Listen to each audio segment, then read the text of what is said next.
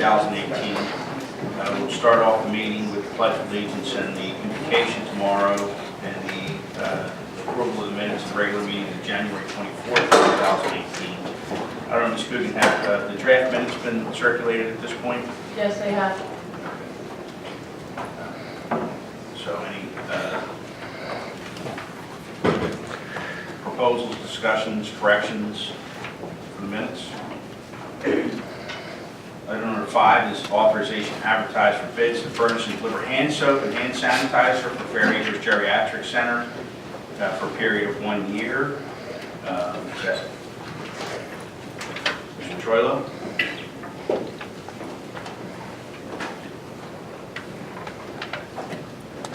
Board members of council, ladies and gentlemen, I'm here for authorization to get your approval to advertise for a 1-year period for hand soap and sanitizer for Fair Acres exclusively. Councilman Zidek, I can go into my spiel. I think I know what you're looking for based on previous meetings. This is a 1-year recurring contract. We received approval at, I'm sorry, this is from last year. Last year, we received approval to advertise on January 11th. We mailed out to 18 vendors. Advertised on the county website. Advertised in the Inquirer Delco edition on January 19th and the 26th of last year. Received 5 responses. Bids were opened on February 8th, 2017, and ultimately the contract was awarded to Healthcare Equipment and Parts Company. So it'll be a similar process this year, is that what yours? Extremely similar. Yeah, this is a contract that's recurring year after year, and we put it out to bid year after year. Is there any questions or discussion on item number 5? Mr. Troy, maybe this is an obvious question, or an obvious answer to the question, but healthcare equipment and parts, did they have the lowest bid, or did they win because of other circumstances? You're talking about this Last particular? year. Yeah, Oh, it's lowest bid. it was the lowest bid. Yes. All right, thank you, Mr. Troilo. Thank you. Have a good day. Item number 6 is approval of the Central Tax Collection Department request for refunds for year 2017 county real estate taxes for 10 property owners due to the overpayment of the amount of taxes due. I don't know if I see Mr. Dow or anybody from the Treasurer's Office here, but are there any questions or discussion about this item? On item number 7, Ms. Hill, I don't know whether this is you or Mr. Judge or both. Okay. Items number 7, 8, 7 and 8, let's handle first, because both of those are grants related to open space or trail projects. Right, so last year we requested council to authorize to apply to Pennsylvania DCNR for 2 projects under the Community Conservation and Partnership Program, and we were successful with our applications. Both trails are part of the region-wide circuit. They're identified as important greenways and trails in our open space and recreation plan, and I'm going to request approval to accept both grants and move forward with project implementation. The first is a grant in the amount of $35,000 for a feasibility study to provide a trail linking Smedley Park in Springfield with Glen Providence Park and Mineral Hill County Parks in Upper Providence through Mediaborough. The county is launching this grant with in-kind services through planning staff, and we will be securing professional services at a later date to help us determine the route linking the trail on either end where it's a little tricky. So can I just interject, I guess, this is the first time we've had some of these trail grants on this year, but we've seen before that typically right now there's funding through DCNR for trail projects that is 50% of eligible costs, and that through the Wade Penn Foundation and the DVRPC, we've been able to fund the other 50% and then use county funds to fill in any deficits there. And typically these come in 3 stages as is required by DCNR sort of in order to be eligible. We've got the step 1 would be the feasibility study for the trail, presuming it is studied and feasible. Step 2 is an engineering grant to do the engineering and design work for the project. And step 3 would be the actual construction of the project. Is that? Sounds easy. Okay. So item number 7 is sort of step 2 in phase 2 of the Darby Creek Trail.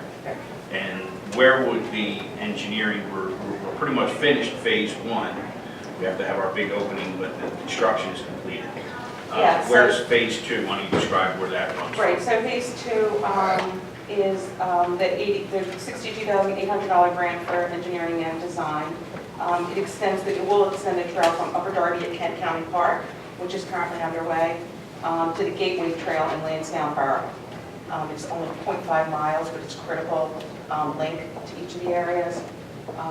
This is one where we have secured $80,000 in matching funds from DVRPC, so we have that in hand. And this is one where we will be requiring the services of professional engineering transportation firm to do the engineering for us. Yeah, I know that's particularly difficult, getting from the terminus or the current terminus of the trail in Kent Park over to the connected to the Lansdowne Park. So it'd be interesting to see. Steep slopes, crossing Baltimore Pike and going behind the Kmart presents some challenges, I know. And then I believe for the Darby Creek Trail going the other way, I think Upper Darby is doing the planning and construction That's right. to extend the trail from the Swedish Cabin, through across, past the Drexel Brook along Darby Creek, and then ultimately up to the area of State Road. That's right. And that's being done with also DCNR funds and the private developer that's putting in motion the trail on their property. And then you described for us, so this is sort of step 1 for the Media Smedley Connector Trail feasibility. Right. And that would connect Smedley Park out to where? Out to the county, Glen Providence Park and Middle Park. So that And would go be right through the median. right through me. So that's both on and off-road trail, so to speak. Are there any questions, discussion from the council about items number 7 and 8? I have a question while you're here, Matt.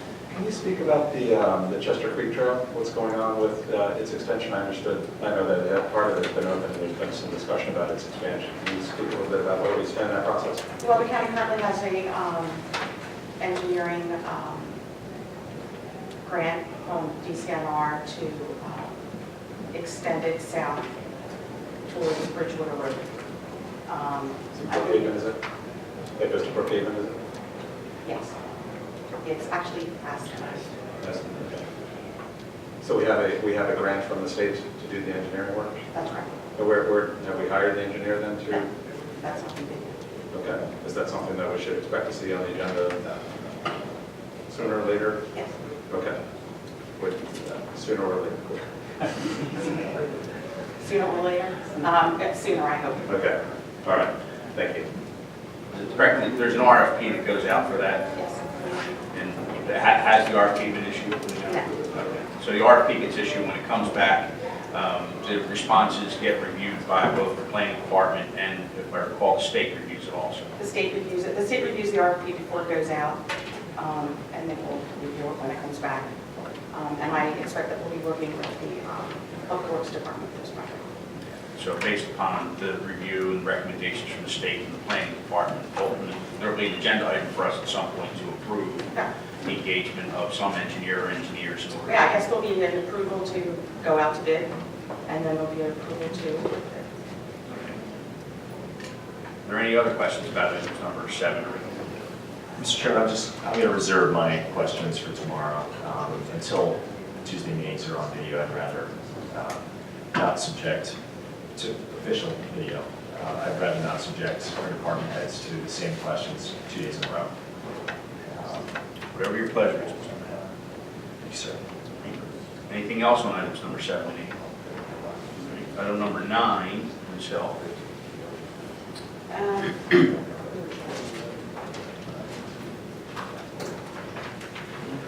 is that the preservation plan? Yes. Sorry. Yes. So tomorrow, I'm requesting that you ask for public comments, have a hearing on public comments, and adopt Delaware County 2035 Historic Preservation Component Plan. It's the fourth, I guess, fifth plan of the county's comprehensive plan, Delaware County 2035.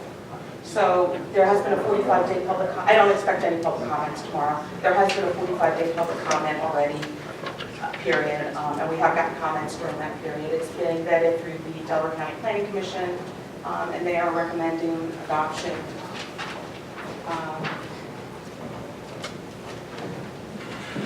Then So tomorrow, we're soliciting public comments in the form of a public hearing. Anybody that's got comments about it can make those tomorrow. Absolutely. If they And haven't it's already. required by the NPC to have a public hearing, but we usually go a little above and beyond and reach out to people that we know who might be interested in it and ask them specifically for comments. Right. So tomorrow's meeting, will you be reading out the comments that have been received thus far during the No. 45? You will not be? No. I can make them available to anybody that wants them. Okay, I mean, at least sort of how extensive have the comments been? I think they've ranged from, it's a good plan, you know, some people tell us about our grammar. I have Rebecca Ross here who's been through all the comments. She's one of the primary authors on it. And I would Yeah, we defer to her to can, the characterize. majority of the comments were things we were able to edit or respond to, and any that we felt, you know, we had addressed or that we had a different response to, we will provide justification for. So we can make that available. How would that be made publicly available? Um, I don't know the extent of it. If it take an hour to read through it all, I understand. No, it tends to be very minor. And we got no comments directly from the public. The comments we got were from other agencies such as PHNC, surrounding counties, and the Planning Commission. And most of that was just, it's a quality plan and we support it. Once any member of council who would, like to review any of the public comments in order to help form their opinion about it, please make contact with Ms. Ross. Would that be all right? Sure. You can get a hold of those and, have that for the meeting tomorrow. Okay. That's what I suggest. I'd like to take a look at it before tomorrow. Mm-hmm. Thanks. Any other discussion about item number 9? Thank you. I think you're still on board for item number 10. This is I am. about the municipal grants from the demolition fund. Yeah, so as you know, last year, council enacted the ordinance for demolition of blighted property. We have, so the fund is financed through fees that are collected from the recording of deeds and mortgages. We have requests from 3 municipalities, and I can go through them individually. The first is $90,000 for the demolition and clearance of 508 Orchard Avenue. That project was originally funded by council through the Community Development Block Grant Program, and that was before we had the demolition fund dollars available. I'm recommending that the $90,000 come from the demolition program so that we can use our Community Development Block Grant funds for additional activities. The second is for $20,000 to Aston Township for the demolition and clearance of 2360 Mount Road. And the third is additional funds in the amount of $11,000 to Nether Providence Township for the demolition and clearance of 805 Forest Lane. And that's a total project cost of $53,000. And in that case, the bids came in over, and they are requesting the balance to move forward. So just to lend some background to it, council had over the years through community development block grants, which are federal funds that it receives, there's a line item for demolition and historic preservation of the different pots of money that we get for community development block grants, but those amounts have dwindled over the years. Is that They've correct? dwindled, and specifically that category is capped by the federal government. So we have to not use those funds. Don't want to. So new state legislation allowed us to charge a fee for certain documents that are recorded with our corporate deeds, keep $1 from those sorts of things, and we've placed those in a demolition fund to be used for these types of purposes. Is that correct? That's right. So the first and the third ones, the Aiden and the Nether Providence, were both previously approved, but their engineers missed the mark in terms of projecting what the demolition cost would be. Right. Subsequent to bidding, they discovered it was more than what was requested or projected. Right. And then the Aston Township one, that's just a new request, or a request that's been switched or something from one project to another. It's new. They do have a demolition project underway, but this is a new request. Mr. Chairman, just so I understand, the wording for the first, the Eden project, why isn't that mirror the third if it's a pretty increase? Or did I misunderstand what you're saying? I think that this has been one, my recollection, Mr. Madden, is the 508 Orchard Avenue one is, Yaden has bid it multiple times. Each time they bid it, it keeps coming back higher. So this was the latest bid But this is an increase. If I can say too, from the original one, but yeah, in that the originally the original allocation was using CDBG funds. And what's being recommended here is that CDBG funds, which CDBG demolition funds, not be utilized here. That would be recovered and able to be used really for historic preservation because it's that same category. So you would have additional funding for CDBG, but take your total 90,000 from the demolition fund. That's why it's written that way. That makes sense. In the third one, only 11,000 is coming from the demolition fund. 11,000 additional, the whole 53. The whole 53 was already from the demolition, not CDBG. That's correct. and these would be, once the demolition is completed, the municipalities will place liens on the properties. And if they're able to recover these monies from the lien or whatever action they take, those monies are returned to us. Goes back to the fund. Ma'am, can I ask you to give me a list, perhaps this afternoon, of how the demolition fund was spent last year?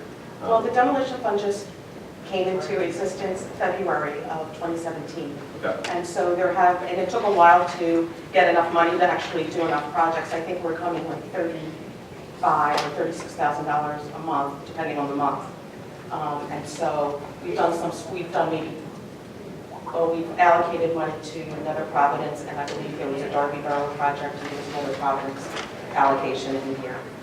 So it hasn't been utilized extensively yet, but we're just gearing up. But yes, I can give you a list of whatever has been allocated or spent. I guess both, and perhaps also an explanation of what the fund balance is and maybe the amount of money that's been deposited into the fund for the last 8 months. Sure. So I can get a sense of what pot of money is going to be there for the coming years. There's 270,000 available now. I don't know what we've gotten monthly, I can't say that, but there's So 270,000. 270, and we're coming up almost on a year, so I can have that for you. And this money, it was through legislation, the state passed legislation last year that enabled counties to do this. And so what our council did is that enacted an ordinance that enabled us to generate this money so that then it can be used exclusively for demolition. You can't have it for anything else. And it really did able to free up some of the CDBG money that's in the same category as historic preservation. So, because as Linda said, I mean, it's, the money is, it's capped. And then, so it's giving a little bit more flexibility. And then you have money for demolition. So could you make that report available to all of council? Absolutely. Yes. Any further questions on item number 10? Thank you. Thank you. Item number 11, Mr. Gearley. This is the approval of amendment number 1, the contract with Clearwater Construction, Inc. for the reconstruction of the Addington Bridge at Roseline Avenue, over Darby Creek, to increase the contract sum in the amount of $1,339.48. Good morning, council members. On me this morning, I have Darrell Harris as the project manager for this project that we did.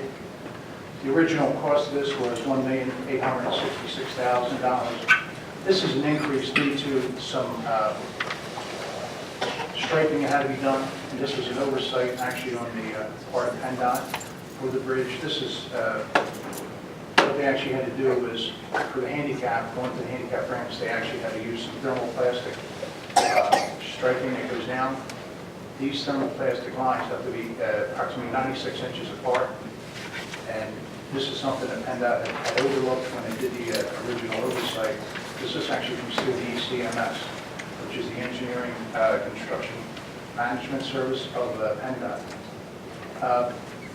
They also wanted to add 24-inch stop bars at the stop sign so that people would know that they should be stopping because the pedestrians crossing it, at the bridge. The sum of this is $1,339.48, which would actually increase the cost of the bridge to about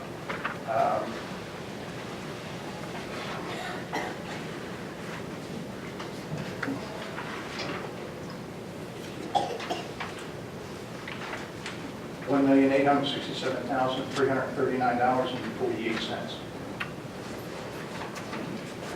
Any questions for Mr. Beerling on this item? Hearing none, thank you, Mr. Beerling. Item number 12, Mike Freeman, Court Reporting Department. And this is an approval to renew the annual digital recording system support services agreement with Court Smart Digital Systems, Inc. The period of 1/1/2018 to 12/31/2018 in the amount of $96,209.35. Well, Mr. Freeman, why don't you tell us about this technology and what it does for us? Good morning, ladies and gentlemen. The Electronic Recording Center is the office that supplies all the equipment for recording in every courtroom in this courthouse. As part of that, and we utilize Court Smart Digital Systems, and part of the agreement we have with them every year is for support and services of that. That goes for hardware and software, and that's about it. That's what we, plain and simple, that's what we do. So I know that the Court Smart Digital Systems was I want to say perhaps about 8 years ago or so. Approximately 10 years ago. 10 years ago. Right. The courts, 2007, 2008. right, the courts went through a long process to look at all the different systems that were available and went through an evaluation process that lasted some time and landed on the Court Smart Digital System. So that's the systems that we have installed in all of our courtrooms throughout the county to record all of the court hearings. Right, originally it was just in the main courthouse here, but in the past year it's been utilized in all the district courts. And so it's all the same company. District courts kind of handle their end of it. My office handles the end right here in the courthouse. So every day we provide, monitoring services if anything should go wrong, and we respond to it right away. If we can't handle it ourselves right here, we call Court Smart. They give us direction on what we should do. We can do it. If not, they send someone out right away. And it's been working really well for us. Mr. Freeman, how does this cost compare to the cost last year? It's basically the same amount. Since it started, it's been 12% of our hardware and software total cost. This year, every year that you may add some hardware or something along the line, it goes up a little bit. So we have added 2 computers this year, so correspondingly, the 12% of that goes into that. And so it's basically the same agreement. The cost may go up a little bit, depending on what we utilize. Any other questions for Mr. Freeman? Okay, hearing none, thank you, Mr. Freeman. Okay, thank you. Item number 13 is a grant to the EDOB. Mr. Killian had contacted myself, and I know Ms. Grace yesterday indicated, Mr. Killian, our Commerce Director, indicated that he was not available for the meeting this morning. He had something that was already scheduled. So he's asked that we remove this matter from the agenda, and we'll relist this for perhaps next week when Mr. Killian's able to attend. Number 14, 15, and 16 are all professional services agreements with forensic pathologists at our medical examiner's office. So Mr. McWigan, the administrator of the office, is here. Why don't you describe these items to us? Thank you, Mr. Chairman. This is an extension of the contract that the council approved in early January. That's Bennett Preston. who does a majority of cases when the chief pathologist can't be there. These next 3 are just per diem doctors that will come in and fill in when Dr. Hillman or Dr. Preston is not available. But Dr. Hillman and Dr. Preston do the majority of the work at the medical examiner's office. And these, not Dr. Hood, he's been, I know, there for some time, but I guess Dr. Collins and Dr. Wardak are relatively new names. That's correct. When did they come on board? They came, as you say, Dr. Hood's been there a while, and Dr. Wardak and Dr. Collins came in late last year as the availability of Dr. Preston. We needed to have some extra folks because Dr. Hood, Dr. Wardak, and Dr. Collins are all either pathologists or chiefs in other areas around here, whether it be Delaware, New Jersey, or Philadelphia. So, they have commitments as well because we only bring them in on a very small basis. So I just need to be able to choose from a pool of what seems to work as 4 doctors when Dr. Hellman's not available. And do they all get paid the same amount they get paid per examination is what you described before, right? That's correct. They get paid per examination, dependent on the examination. There's a full autopsy, which has a rate of $800, a partial autopsy, which is a rate of $350, and then $200 for an external. And like I explained before, an external examination is what it sounds like. We're just looking at the external body to see if there's any bruising or marks. A limited autopsy is going to be when you just need to take a look at the head or the chest, and a full autopsy is when you're doing the full examination. So that's where the different rates are there. Are there any questions or comments for Mr. McQuaid? Mr. McLaughlin, I just asked that tomorrow you be prepared to answer how much we've spent on all of these individuals last year. That's fine. I can actually answer that now, or would you prefer tomorrow? I'll have to ask it again tomorrow. No problem. Yeah. Absolutely. Anything else? Nothing else, thank you. Number 17, Mr. Doherty.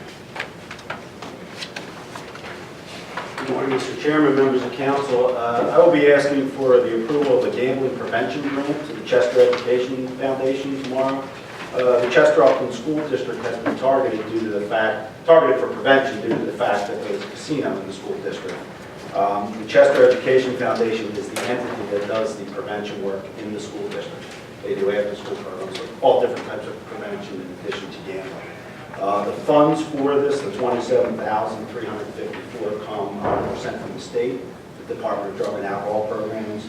They also approve the program that the Chester Education Foundation is going to do. They'll offer 2 youth gambling evidence-based programs for grades 4 through 6, and a program in the high school as well. This is a classroom program. They will also have information dissemination and health fairs and various school events throughout the year. Any questions or discussion for Mr. Doherty on this agenda item?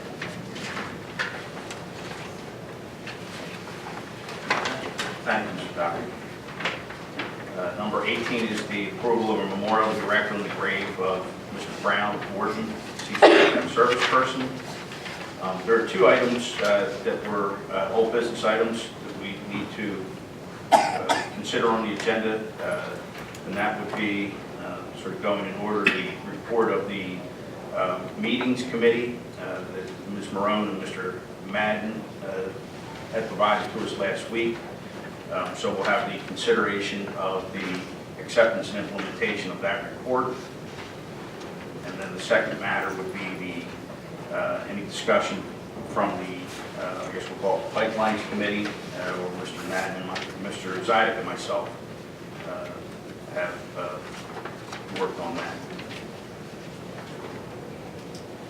Any discussion about those 2 items?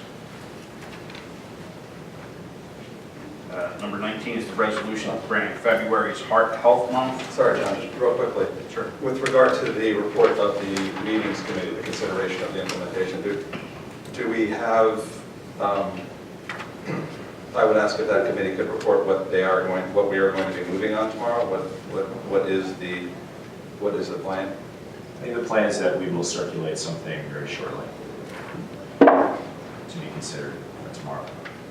That would be a supplement to the report that you had It's before? a supplement or an edit to it, a revision to it. And it would be this meetings committee's recommendation that we adopt then what you're going to be circulating? That'd be mine, but I don't want to speak on behalf of the board.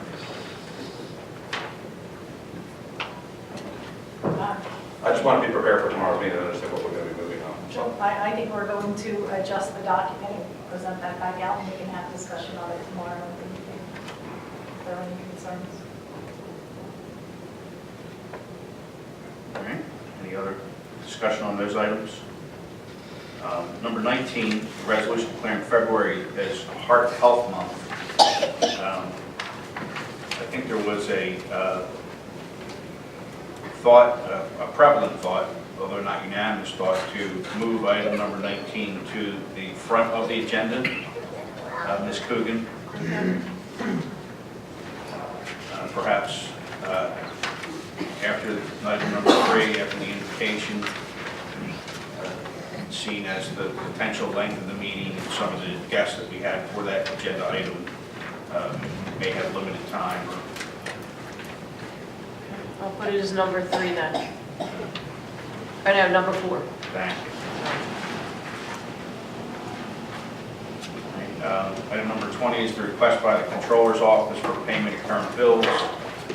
I had seen that listed. I don't know if it was already circulated, available, but we'll certainly presume the Controller will have that today. And then the Solicitor, Mr. Madron. I don't have any requests this week, Mr. Chairman.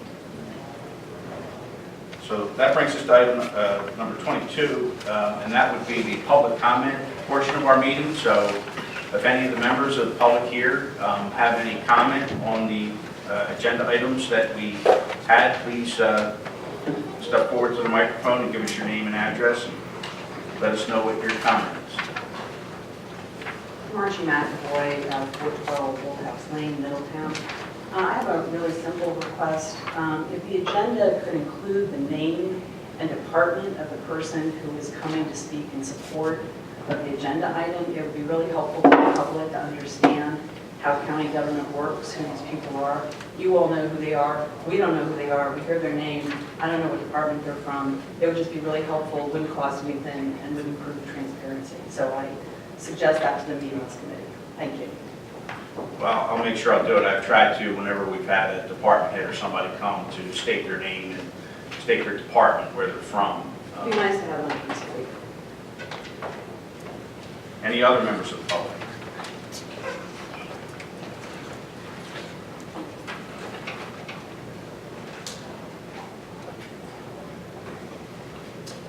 Hi folks, I'm George Alexander, 437 East Franklin here in Medium. I'm interested in the question of pipeline risk, and I know we'll hear a lot about that tomorrow. But one thing that I would like to request, and I don't know how this process works, is for a chance for the public to see the document that will be delivered tomorrow in advance. Because if there's going to be educated public discussion of it, it would be great to see it before we get here. I assume, and tell me if I'm wrong, that there will be printed copies available here, but I really don't understand how that works. Thank you.